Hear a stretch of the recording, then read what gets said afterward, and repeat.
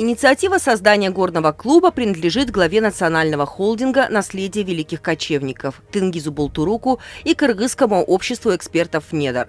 Клуб не только стал площадкой для неформального общения профессионалов отрасли, но и помогает разрабатывать и внедрять такие важные инициативы, как новый горный кодекс. Его концепция была одобрена на первом заседании клуба, говорит президент Кыргызского общества экспертов «Недр» Ишимбай Чунуев.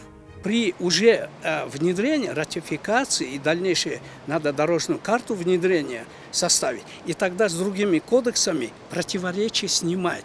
Я думаю, вот по этому пути пойдем.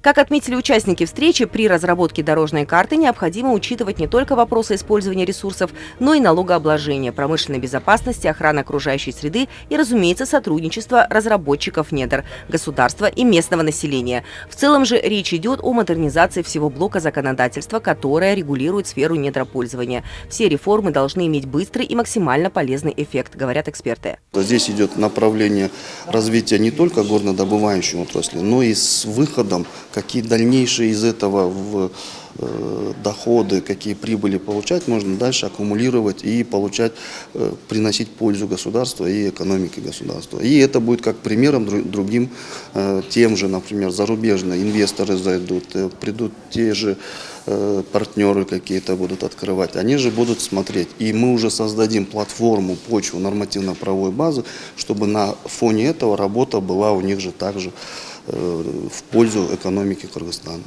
Второе заседание клуба также посвятили обсуждению инициативы присоединения нашей страны к системе КРИСКО. Это международный стандарт подсчета запасов полезных ископаемых. В случае, если положительное решение будет принято, он поможет установить понятные и прозрачные правила для всех игроков рынка. Советскими стандартами подсчета запасов это не принимается.